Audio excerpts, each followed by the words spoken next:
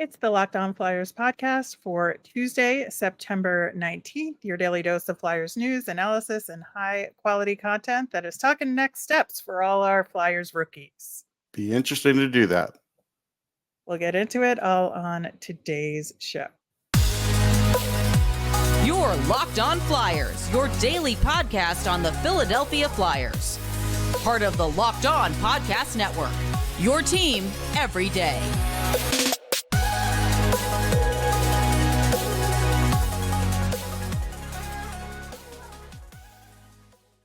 Hey there, and thanks for making Locked On Flyers your first listen every day. I am Rachel Donner. You can find me on the app formerly known as Twitter at @rmiriam. I'm here as always with Russ Cohen, who's on all your favorite social media apps at Sportsology. As a show, we're on Instagram and Threads and Blue Sky at Locked On Flyers as well. You can subscribe or follow us for free over on YouTube or on the SiriusXM app.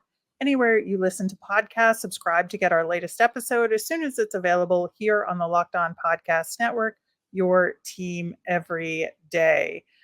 Russ, the guys got back into it yesterday at rookie camp after the rookie series from over the weekend. We heard from Brent Flair, which was kind of the first major check-in we've had with him in a little bit. And he seemed to think that there's nothing to worry about with Tyson Foerster and Elliot Desnoyers and Bobby Brink, recognizing that they didn't maybe play as well. But he seems to think it's a matter of just them getting their sea legs back.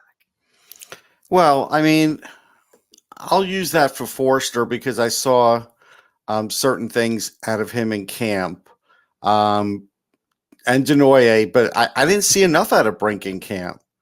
I really didn't, and I still haven't seen enough out of Brink, and I didn't see enough out of Brink in the AHL last year. So, we can keep saying that, but he's got to produce. And the other guys have to produce too. I get it. Brent's going to say what he's going to say, and that's fine. But I'm here to tell you that if, let's just say for argument's sake, neither makes the team, they go down to Lehigh and they're not ripping it up, then if you're in Brent's job, you're worried about it. So that's what you don't want to happen.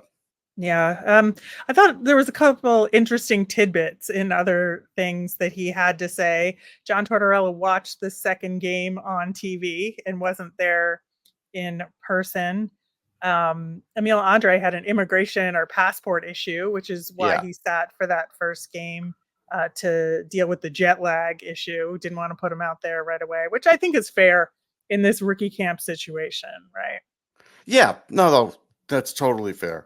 I get it. Yeah, absolutely.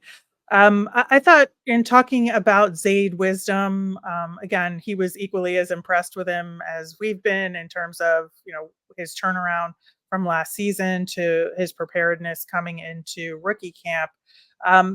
Brent Flair talked a lot about how much he's worked with Chris Stewart over the summer. And I think that's been a really important mentorship for Zayde Wisdom. I think that's fine. I just don't want to see the Flyers have Zayde Wisdom go down the role of all of a sudden becoming an enforcer, because that's what they need. Because I believe he's more than that, and he does have some offense in his game, and it just seems like he could be led down that path, and I don't want to see him led down that path because I just, again, I think there should be fewer of them in the NHL anyhow, and so that's the only thing I'm worried about with Zayde Wisdom.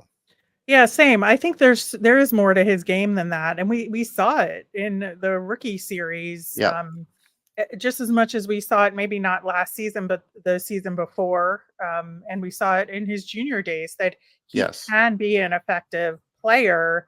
And I don't want to pigeonhole him in that enforcer or that just only known for playing physical role. I mean, I understand that he's not going to be a top 6 guy in the NHL.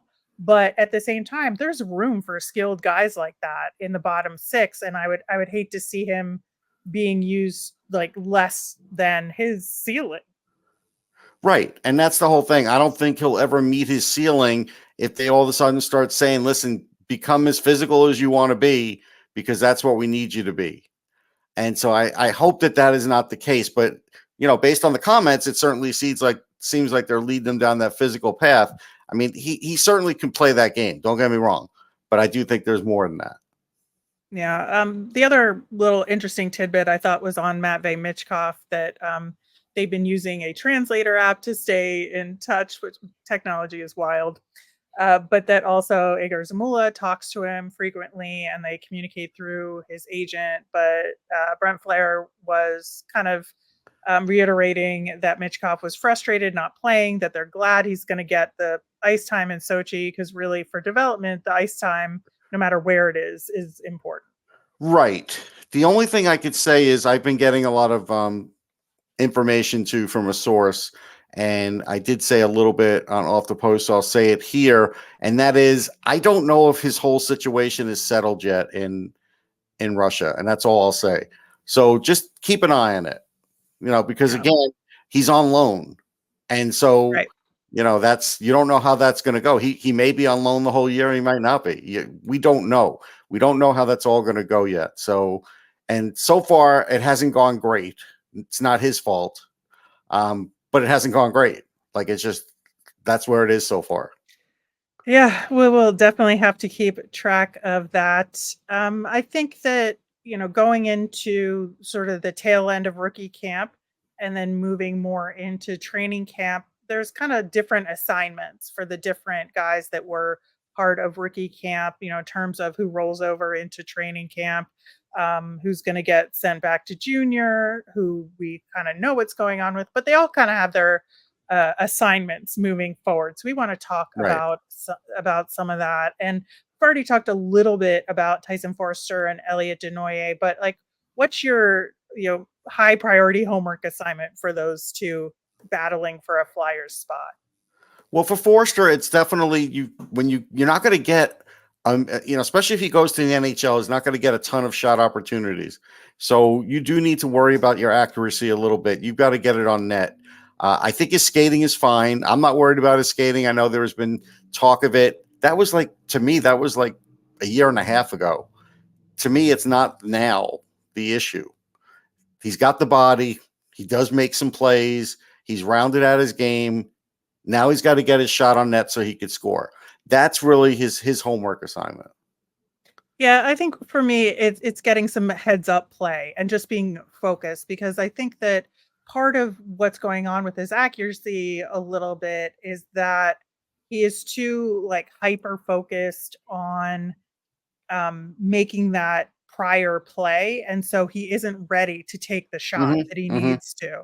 And so he needs to get to the point where he's more comfortable with what leads up to the shot so that it just comes more naturally to him. And the accuracy should come from there, given his history. Yeah, I expect it to come. Yeah, and I think with Desnoyers, I think it's really kind of rounding out his game a little bit more, that he really needs to use his bread and butter a little bit better, and figure out a way to work on the things that he needs to work on without it being to the detriment of the rest of his game. Yeah, I still don't know if he knows what he is or is going to be. He's not going to be that guy in the queue that was scoring a lot. There's just the opportunity is just not going to be there for him, especially early on with the Flyers.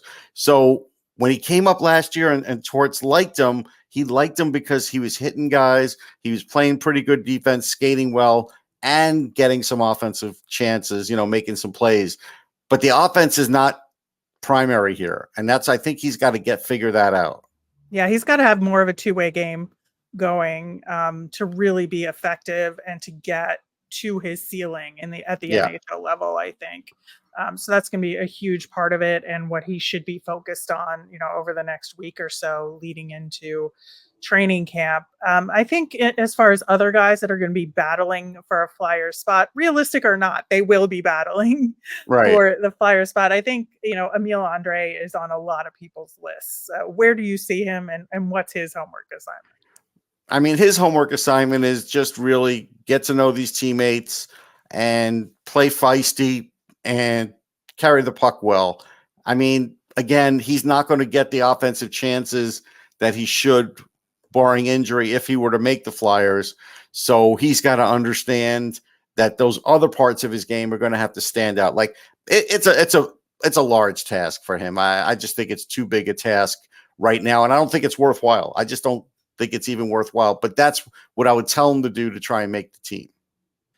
Yeah, I think so too. I think that it's just going to be this adjustment period. And it was good that he had a little bit at the tail end of last season, but there's so much more time to go. And so doing whatever he needs to do to adjust to the ice surface size difference, to adjust to, working with different defensemen with different styles. I think that's going to be a big part of it. And that'll settle in Lehigh Valley, in my opinion. Yeah. And he'll get on the power play in Lehigh, whereas he might not if he were up with the Flyers.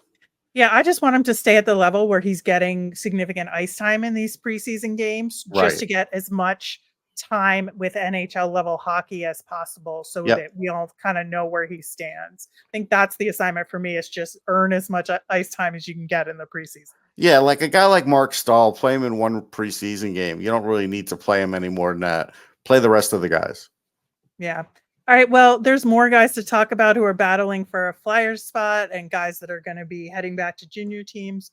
We are going to talk about them in their various categories coming up next. Snap into action this NFL season with FanDuel, America's #1 sportsbook. Right now, new customers get $200 in bonus bets guaranteed when you place a $5 bet. That's $200 in bonus bets, win or lose. If you've been thinking about FanDuel, there's no better time to get in on the action. The app is so easy to use. There's a wide range of betting options, including spreads, player props, over-unders, and more. So visit FanDuel.com/lockedon and kick off the NFL season. FanDuel, official partner of the NFL. On the Wednesday show, we're going to preview training camp and look at the vets coming in. Plus, we'll answer your mailbag questions, so get them in. You can email us at lockedonflyers@gmail.com, send us a DM on the app formerly known as Twitter, or you can comment over on YouTube. All right, Russ. So continuing along, I think, before we saw the rookie series games, Helge Grans to me would have been somebody who I think would have been more likely to end up in Lehigh Valley, but he may be earning himself some more ice time in this preseason. And I think, if he can play a really defensively responsible game and block a lot of shots, he may have a better chance at making the Flyers squad.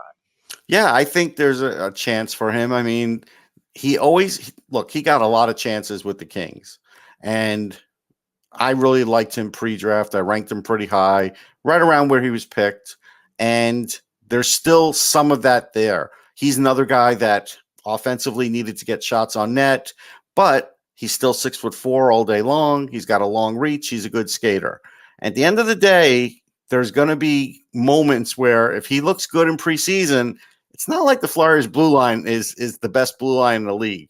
And, again, I don't want to say somebody could be replaced like a Nick Seeler, but somebody could be replaced like a Nick Seeler if someone like Helge Grans came in and really, started playing to his potential. So I think there's a chance. Sure. Yeah, I think we have a couple of guys who are still going to be battling for that spot in how they perform in camp, but likely to end up in Lehigh Valley. Still got to give them homework assignments, though. And we talked about Bobby Brink already a little bit, in that he just needs to work a lot harder. I mean, it just feels like the energy and the real attention to detail in his game just hasn't quite been there yet.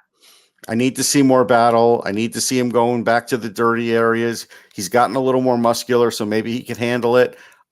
We got to find that out. I need to see more sustained offensive pressure or even puck possession in the offensive zone. Sometimes it's too quick. Sometimes there's that one chance he either gets a shot on net or he gives someone a chance, and then all of a sudden he's out of the picture. It's got to be more than that.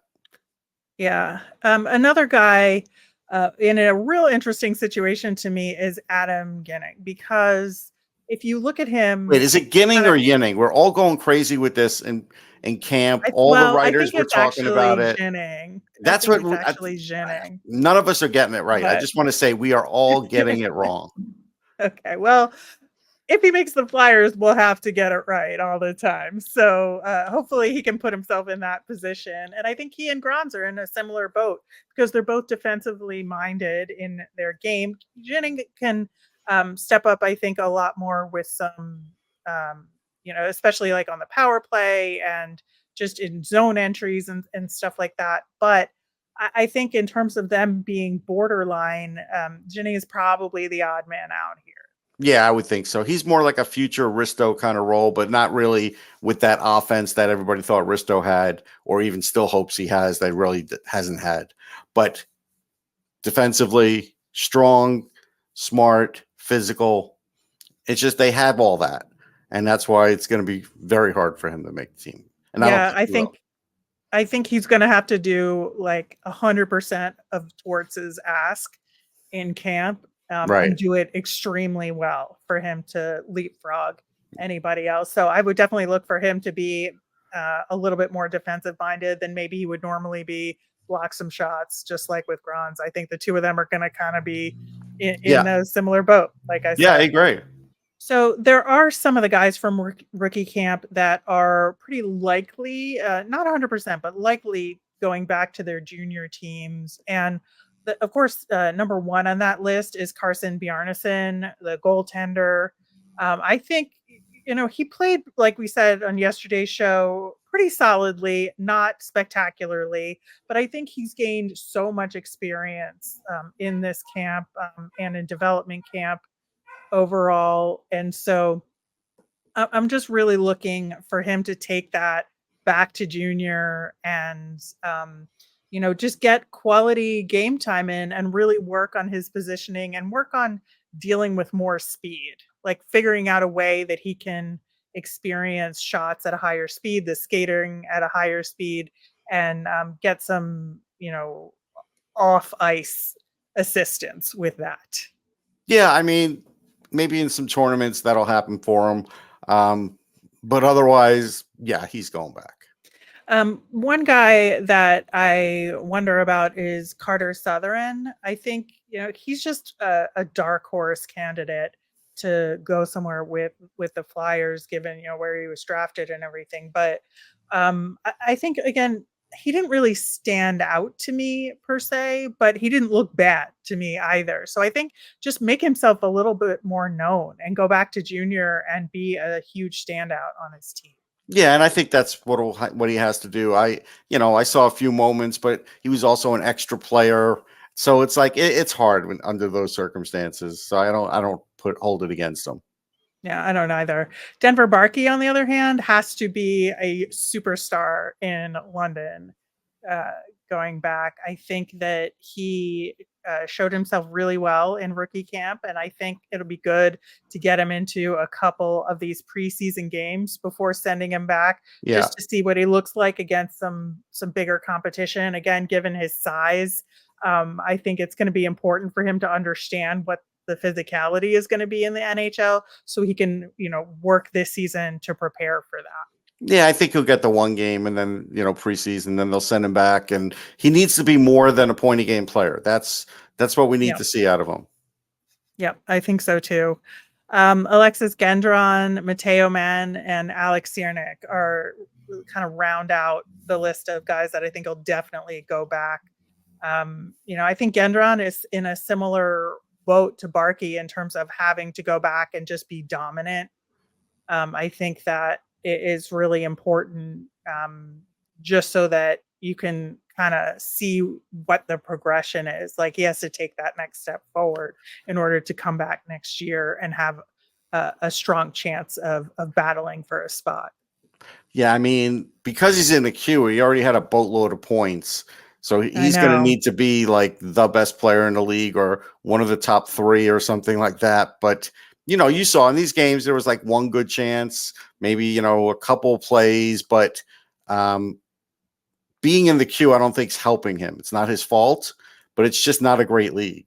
Yeah, I think that there's got to be a way to like help support him in a way that goes kind of beyond what he's doing, but figuring out like little things about his game that he can work on that will help him in the NHL if he can't focus on being the top scorer in the league. No, but that's what they're going to Yeah, want him to be I on his know. team. Like they're going to want him to Yeah. score. They're not going to ask him to play a lot of defense. Like that's what's going to happen. Real tough spot for him to be in. I think, for Mateo Man, obviously he was hurt, Yeah. but this year this camp was kind of just a pure learning experience for him. And he's got to go back and see, what he can do in the queue as well. Like it's going to be tough for him, but with the goal scoring being the way it is in that league, it's going to be hard for him to be a standout defenseman.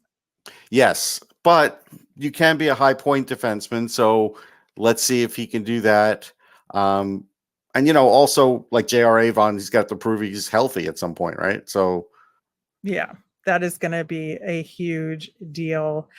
We had some other guys that were camp invitees, and then there are some borderline guys, and we got to talk about all of them coming up next. All right, Russ. So we have some guys that are kind of living in no man's land here in terms of what's going to happen with them. And I think that the biggest name on that list is Samu Tuamala, right? yeah, I mean, look, I'm just going to say it like this. I can't tell you he's a lock to even make the Phantoms. I mean, if he doesn't show a certain amount, he might have to go to the ECHL. He just hasn't played enough games. He just hasn't played at a high enough level, and we're still not quite seeing it out of him yet. We see these things that you could put together, like he's got a great shot, but like, can he get it in the game? I saw one good scoring chance, maybe two in the two games. He's not scoring. Sure, he's fast, but he's going to have to make more of an impression. It's just, again, I get it. The Flyers may make him a Phantom just because of where they drafted him. But I'm telling you, if he was on my team, he might go down to the ECHL. That is going to be a tough call. And I hesitate to bring him up, but I know you like talking about him. Mason Millman is in no man's land. I think still, I don't know that he did enough in rookie camp to make it clear that he's definitely going to be on Lehigh Valley this upcoming season. Yeah, I think it's still up in the air. I did like what I saw at a camp. I do think his passing's good and his skating's good, and I do think a lot of the things are there. But they happen to have a lot of defensemen now, and they brought in more defensemen that could get, like we said, could not make the Flyers and go down to Lehigh. It could be a numbers game for him, which really would stink. I would feel bad for him, but it's shaping up to possibly be that. Yeah. Want to talk about Will Zmolek as well, because I feel like he's in a similar boat as Mason Millman in that there is not clear where he stands in this organization. To me, I think that we don't know enough about him. I don't think he stood out in any way. Actually, I saw some bad play out of him, to be honest. Yeah. So the fact that they signed him as a free agent, I just don't know where he fits in Lehigh Valley, let alone, battling for an NHL job. Yeah, and that's where, if it came down for me, I would have Millman over Zmolek, because I just saw more out of him and I like the mobility better. But Zmolek is a physical guy, and we know how this organization is with physical guys. And so he probably has the edge because of that. And he has experience. He's older. Absolutely. As far as the camp invitees go, 3 of them already have contracts at the AHL level in Lehigh Valley. Nolan Mayer, goaltender, Jacob Goucher, Brendan Furry. So they will all be playing with the Phantoms. And they all look good to a point. I think they were decent. Yeah, I think so too. I think all of them looked pretty solid and should have a significant role on the Phantoms this upcoming season. And so it'll just be this assignment for them is to have a great season with Lehigh Valley and maybe earn yourself a 2-way deal. Yeah, no doubt about it. No doubt. And that's what's going. Matt Brown and Jonathan Fauchon do not have contracts. They were I still would invitees. sign Matt Brown. I would sign him. Yeah, I think it'll be interesting. Matt Brown, I think, certainly earned himself a Yeah, look. more energy when a lot of guys didn't in both of those games. Yeah, and Brent Flair was like, "Hold your horses here," and he was asked specifically about, will he get a contract? I think that there's hope that he'll earn a contract with Lehigh Valley. Flair said, an ELC is not on his radar right No, now and that's for fair. him. It's just Lehigh we're talking. But honestly, if Yeah. you get a guy that comes in and he outworks your guys, Hmm. I don't know if you should say it in those terms, because I think he, at least for me, showed me something. He showed me that he had this hunger and expediency that some of the prospects that had been drafted didn't. And I think there's a plus to that. And it seems like it's almost getting tamped down rather than saying, wow, this guy's really like opening some eyes here, because he should Yeah, be. although Lappy was very effusive Yes. about him. So Well, I he used think, them. I mean, he moved them up in the line, so there's no yeah. question he has. But I'm saying Brent has um, more authority in this situation, and he didn't really, like I said, he kind of tamped it down. Yeah, I certainly hope they lock him down with that AHL contract as soon as Yes, possible, because I would hate to lose the opportunity for a guy like him and to maybe move up and earn a two-way contract moving forward. But I would love right. to have him on Lehigh Valley. Yeah, I know what he was like in college. I spoke to people that watched him every night, and I saw him for myself again in camp and all through this, and I like what I've seen. Yeah, I do too. One final conversation here about someone we talked about earlier in the show, but more about what Brent Flair had to say, and that is Zayd Wisdom. And I think, given that he is the guy that stood out the most at rookie camp and in those the rookie series games in particular, clearly I think he's earned a lot of the respect back that maybe he had lost last year. Maybe respect is the wrong word, but it's Yeah, earned I some. get it though. Just thinking better things about his overall game. But Mhm. we also talked about his misusage too, and that's Yeah. not happening now. So that's good. I think he's deserved at least a couple of preseason games just so he could start to feel it. Because I do think there are things in his game that John Tortorella will certainly like, but I do think he's earned that, and you got to show that. You got to give him a little bit to work towards. Yeah, and I think that that's really the homework assignment here for him, right? Yeah, Is to continue to do what he's been doing, but just step it up a little bit in some potential preseason action. And regardless of people talking about him wanting to play a physical game, make sure they understand what his skill set is as right. well, and be able to show some of that in game situations, but make himself known, make his presence known in practice, in Hmm. every drill, in every shift. Make sure that you're the guy that everybody's looking at out on the ice when it's your shift. And I think that's what Zayd Wisdom needs to do, and then he can earn a top spot in Lehigh Valley, and who knows what happens from there. I agree. All right. So there's a lot of stuff going on with the Flyers and hockey right now. We'll continue to cover that as we transition from rookie camp into training camp, which starts up, and we will be previewing that on tomorrow's show. So look forward to that. In the meantime, we also want those mailbag questions. So, like I said, you can tweet us at Locked On Flyers, email us at lockedonflyers@gmail, or comment over on YouTube with those questions about these rookies and about the vets heading into training camp. I am Rachel. I'm on the app formerly known as Twitter at rmiriam. That's RMIRIAM. I'm Russ. I'm at Sportsology, SPORTSOLOGY. Have a great day, everyone.